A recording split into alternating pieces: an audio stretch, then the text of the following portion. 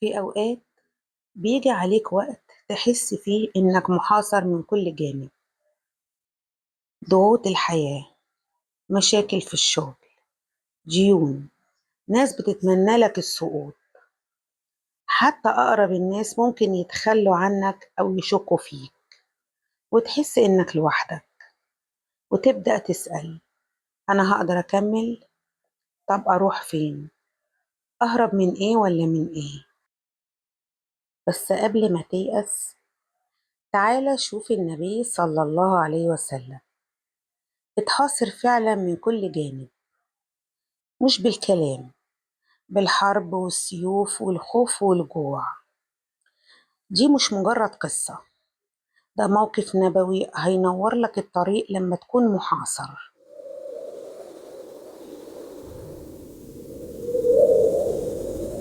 السنة الخامسة من الهجرة، 10,000 مقاتل من قريش وغطفان اتحالفوا علشان يقضوا على الإسلام تماما، والنبي صلى الله عليه وسلم في المدينة مع 3,000 فقط من الصحابة. الوضع صعب جدا، الخوف، الجوع، والخيانة من الداخل كمان. النبي صلى الله عليه وسلم ما قعدش يندب حظه، ما قالش إحنا قليلين ننسحب، لا، فكر، خطط، وشاور الصحابة. وبيظهر هنا سلمان الفارسي بفكرة عبقرية: يا رسول الله، كنا في فارس إذا خفنا من العدو خندقنا حولنا.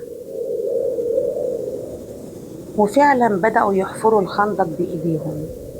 النبي صلى الله عليه وسلم نفسه كان بيحفر، والتراب على جسمه، حجر على بطنه من شدة الجوع، لكن رغم ده كان بيقول: اللهم لا عيش إلا عيش الآخرة، فاغفر للأنصار والمهاجرة.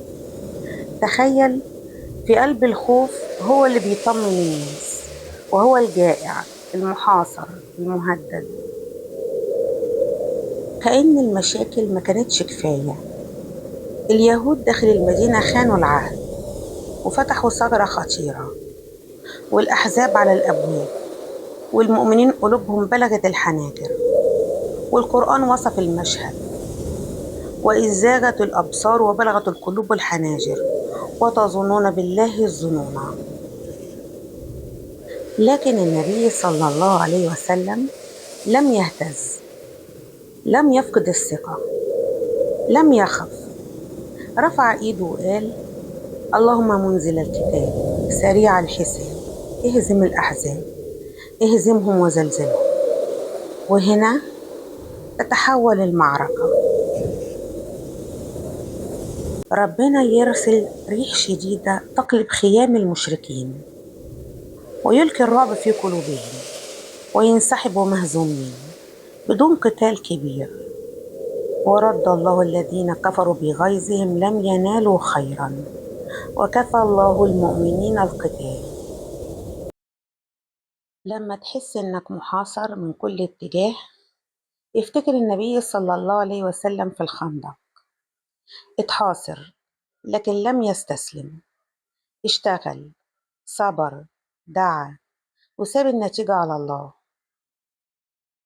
اعمل اللي تقدر عليه بكل إيمان، واحفر خندقك حتى لو بإيديك وكل الناس ضدك.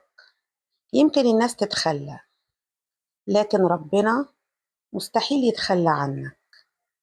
خليك ثابت، لأن كفى الله المؤمنين القتال دايما بتتحقق للثابتين. شارك الحلقة لو حسيت إنها لمستك، وساعد حد بيحس إنه محاصر دلوقتي. خليه يشوف النور اللي شافه النبي صلى الله عليه وسلم في أحلك الأوقات. اشترك في القناة، لأن كل قصة نبوية هتنور لك طريقك.